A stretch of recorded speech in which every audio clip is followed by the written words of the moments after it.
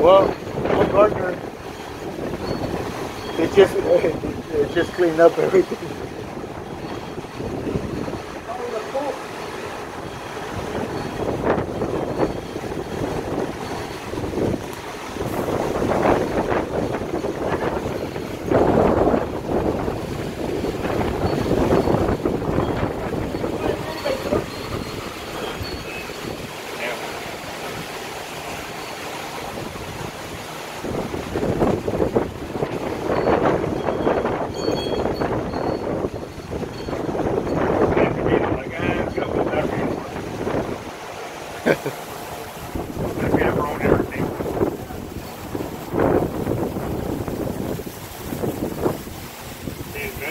Probably only what,